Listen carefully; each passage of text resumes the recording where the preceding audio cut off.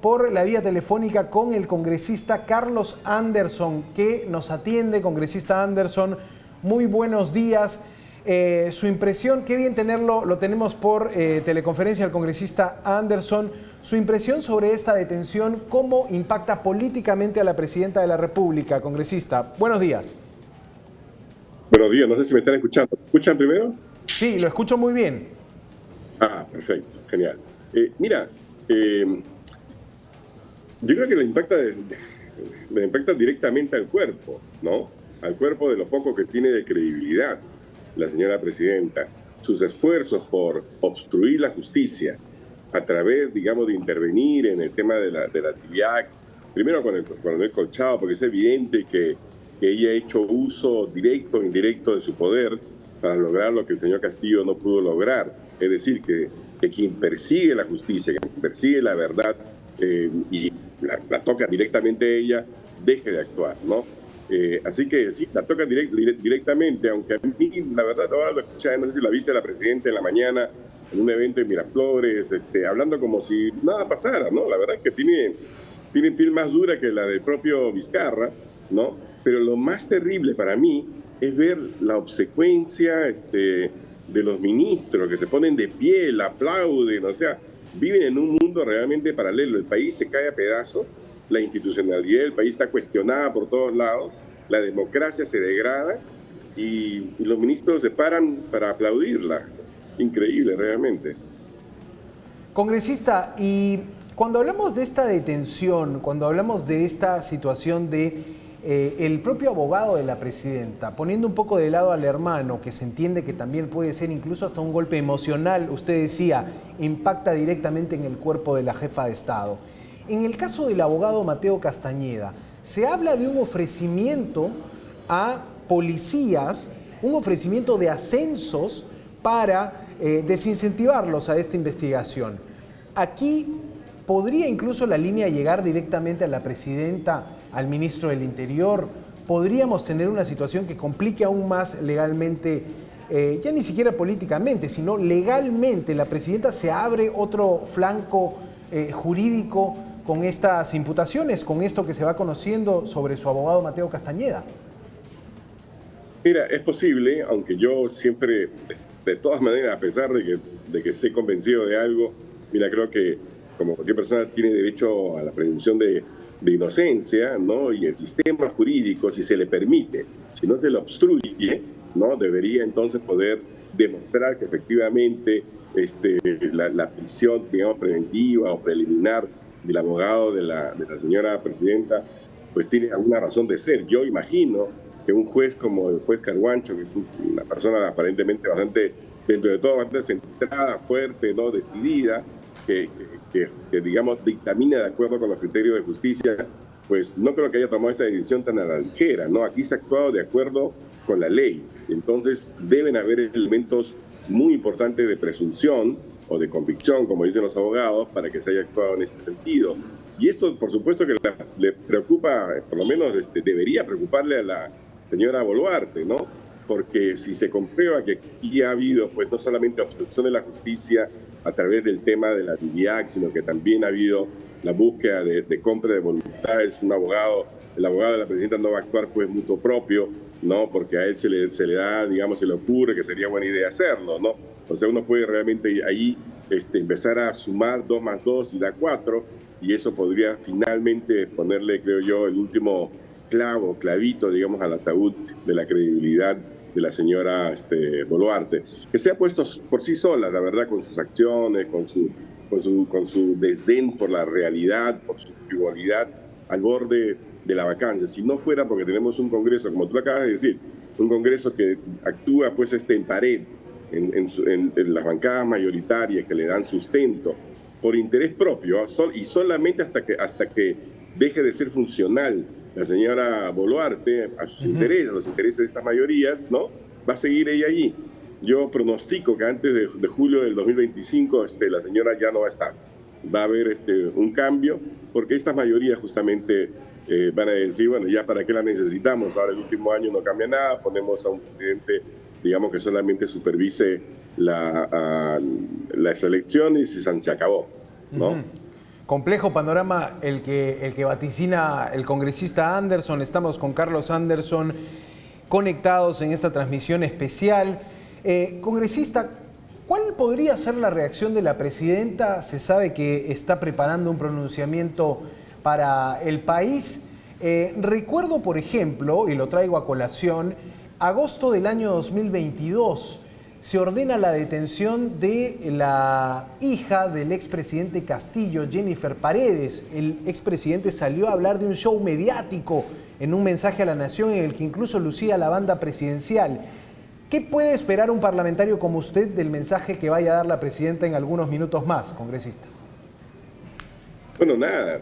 No espero nada. Espero sencillamente lo que ya ha demostrado. La señora tiene un problema de disociación de personalidad, creo. Porque sencillamente, o sea, se niega a mirar todo esto. Es como una emperatriz que va caminando, ¿no? Desnuda, sin darse cuenta de que no la viste ningún atuendo de razón, pero como tiene un montón de galleros que le dicen, no, luce usted maravillosa, sus argumentos son todos perfectos, siga adelante, señora presidenta, pues la seguiremos viendo hasta que algún niño por ahí le diga, señora presidenta, usted no tiene nada, pero nada de razón, está desnuda, ¿no?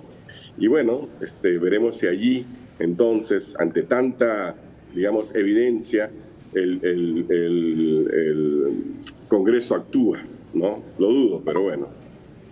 Claro, y estábamos viendo también que hoy en el Congreso, en esta mañana de pleno, se aprobó una norma para permitir que aquellos abogados que quedaron rezagados, pero dentro del cuadro de mérito, que quedaron incluso por debajo de los suplentes de la Junta Nacional de Justicia, puedan acceder a esos cargos, entendemos en una movida para conformar el quórum de la Junta Nacional de Justicia. Su opinión sobre esta votación que ha superado los 63 votos a favor, por lo que entendemos se recompondrá este órgano de la Judicatura, la Junta Nacional de Justicia, congresista. Bueno, más que opinión, mi voto. Yo voté en contra. Y voté en contra porque no creo que la forma de fortalecer las instituciones sea justamente adecuando, digamos, las normas a la necesidad específica que uno pueda tener. Ese salto mental que han hecho para decir que, bueno, los que quedaron, quinto, sexto, octavo en ese concurso público, todavía tienen ad eternum, ¿no?, esa categoría, y que por lo tanto pueden ser llamados, en lugar de decir, bueno, en último caso voy a hacer un nuevo concurso público, ¿no?, para tener, digamos, sustituto, pero no, como lo que necesitan, lo necesitan de inmediato, y sienten que tienen, pues, el poder, porque esa es la verdad. O sea, hoy en día hay un abuso de poder desde el Congreso, hacen literalmente lo que les da la gana, ¿no? Entonces, pues, actúan de esa manera, pero razón no tienen, lógica no tiene ninguna. Una vez que uno participa en un concurso público y se da un resultado, eso se desarma, ya no existe más, excepto en la fantasía del Congreso. Correcto. Ahora, congresista, aprovecho también para preguntarle su parecer sobre las cifras de pobreza que ayer emitió INEI en este reporte anual, que indican de un crecimiento de la pobreza por el orden de los 2 puntos. 29% de peruanos son pobres en el país, 3 de cada 10 viven con menos de 450 soles al mes.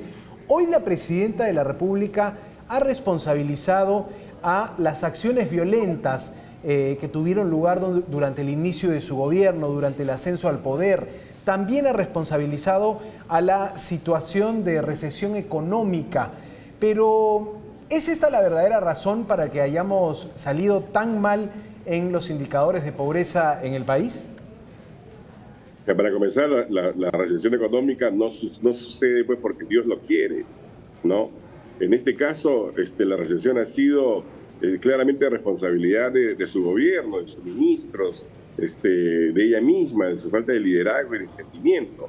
Así que echarle la culpa a la recesión que ella misma ha causado, pues es un sentido, ¿no? Pero claro, estamos en un gobierno donde, por ejemplo, el ministro anterior decía, sí, hemos bajado la inflación.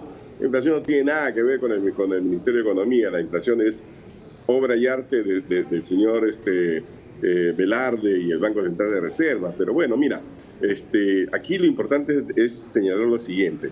Claro, las cifras nos dicen 29% es pobre, por lo que tú acabas de decir, porque no puede cubrir esas necesidades básicas. Y por lo tanto, el 71% es no pobre, ¿no es cierto? Pero yo le pregunto, y le pregunto a los televidentes, o a los oyentes, etcétera, ¿no? O sea que si alguien gana 600 soles, ¿ya dejó de ser pobre? Si alguien gana 1.000 soles, ¿dejó de ser pobre? Si alguien gana 1.200 soles, pero vive en una zona donde no hay luz, donde no hay agua, ¿dejó de ser pobre? Para nada. Por digamos, eso que, por ejemplo, entre los no pobres, dice allí un 31% más o 36%, creo, 31% es vulnerable. ¿Qué significa esa vulnerabilidad? Significa que viven pues en la informalidad, que dependen de su trabajo, que si mañana se enferman, no pueden salir entonces a vender lo que vendan y por lo tanto su familia no puede comer. Entonces cuando tú haces ese análisis te das cuenta que en realidad por lo menos el 60% de las familias en el Perú tiene situaciones de alta precariedad. Y eso explica, por ejemplo, por qué un informe del año pasado de Naciones Unidas, ¿no?, decía que en el Perú el 60% de las familias en algún momento han experimentado hambre durante los 6 meses previos, ¿no? Entonces, claro, ahora sí me hace mucho más sentido esas cifras. Lo otro que quiero decir con respecto a estos números, si me permites, ¿no?, es que nosotros no podemos normalizar como hemos normalizado hasta ahora, ¿no? Hemos normalizado el que sencillamente hayan estos niveles de pobreza. Un país que se jacta de tener 70, 80 mil millones de dólares en reservas internacionales, de tener uno de los ratios deuda, ¿no?, PBI más bajos de la región o más bajos del mundo inclusive, que exporta lo que exporta al año en minerales, agroindustria, etcétera, no puede tener esos niveles de pobreza y no podemos normalizarlo y aceptarlo como una cosa natural. Es innatural que tengamos esos niveles de pobreza. Hay algo muy mal que estamos haciendo, que están haciendo quienes dirigen el país. No, y soñamos con entrar a la OCDE, al Club de Países Ricos, con indicadores que no nos ponen en el lugar de esos países miembros de la OCDE. Ahora, congresista Anderson, ayer revisando estos números de INEI sobre pobreza, también podíamos percibir que ha cambiado la condición de la persona, del peruano que vive con menos de 450 soles. Ahora se concentra en las ciudades. Lima y Callao duplican su porcentaje de peruanos que viven bajo el umbral de la pobreza. ¿Esto qué nos dice? ¿Por qué la pobreza ha pasado del ámbito rural al ámbito urbano? ¿Es acaso la pandemia? ¿Es acaso una situación revertible? ¿Se puede corregir esto en el corto o mediano plazo? Mira, lo que pasa es que yo creo que tenemos que luchar contra la pobreza directamente, independientemente de si está en el sector rural o en el sector urbano. Lo que sí hay que hacer es desarrollar mecanismos particulares para vencer la pobreza en el sector rural, diferente de lo que significa la pobreza en el sector urbano. Pero en general, ambos tienen como gran componente que la solución más efectiva para la pobreza es el empleo. O sea, uno puede tener una serie de programas, digamos, antipobreza, pero la mejor cura es el crecimiento económico. Entonces, mientras tengas tú ministros de Economía que dicen como si fuera una fatalidad, ¿no? Bueno, este año creceremos alrededor del 3%, de repente un poquito menos, un poquito más, etcétera. En lugar de, ¿saben qué cosa? Vamos a crecer al 6% y vamos a hacer A, B, C, D, etcétera, para poder crecer a esa velocidad. O sea, el crecimiento rápido y sostenible no solamente es deseable, sino que es posible en el caso del Perú, dadas las condiciones externas y las condiciones internas que tiene. Pero hay que corregir, hay que liderar, ¿no? Y hay que tener verdadera voluntad de que las cosas cambien y que la pobreza pues no siga siendo una afrenta para la mayoría del país. El ministro de Economía, José Arista, dijo ayer que la sacamos barata, que pudo ser peor. El ministro Morgan Quero dijo, de frase gracias a Dina Boluarte, ¿no? estamos que uno no puede tener, pues, ¿no? Porque dice, mira, qué suerte que no estamos en 50%, por favor. Yo no entiendo realmente entonces para qué aceptan un cargo si no van a tomarse el reto, digamos, con toda la energía, con toda la fuerza, con toda la voluntad y todo el conocimiento que puedan tener, ¿no? Claro, porque incluso, congresista Anderson, les recordamos a todos los que se conectan a esta hora a la transmisión, estamos comentando no solo la detención de Nicanor Boluarte, sino este remesón político que ha generado el conocer las cifras de pobreza. Es la especialidad del congresista Anderson el manejo de información económica y esto toca directamente a todos los peruanos. ¿Cómo ve ahí la propia responsabilidad de la jefa de Estado, congresista Anderson, que antes de ser presidenta se desempeñó por un largo periodo, por el periodo que duró el gobierno de Castillo, como ministra de Desarrollo e Inclusión Social? Mira, siempre lo digo, ¿no? Si alguien tenía la posibilidad de ejercer un liderazgo particular en estas condiciones, las condiciones que está el país, al ser mujer, al ser quechua hablante, al haber trabajado en temas sociales, bueno, debería haber sido ella. Pero ¿qué es lo que hemos visto? Hemos visto un año y algo de gobierno de una señora que ha actuado con extrema frivolidad, con extrema distancia del dolor de los peruanos, ¿no? Que incluso ahora, en lugar de aceptar gallardamente, carambas, debía haber sido más enérgica con mi ministro, debía haberlo llamado a la acción, etcétera. Dice, bueno, los culpables son los que hicieron todas estas protestas violentas. Ellos son los culpables del no crecimiento. Sinceramente, no digo lamentables, vergonzosas las afirmaciones de la señora Boluarte. Correcto. Congresista Carlos Anderson, le agradecemos mucho su participación en esta transmisión especial. Nos atiende el congresista haciendo un alto también en esta sesión de pleno que continúa en el Parlamento. Muchísimas gracias, congresista, por su tiempo. Gracias por sus comentarios. Y aquí observando todo, porque correcto, ha sido duro estos últimos días. Muchas gracias. Buenos días, congresista.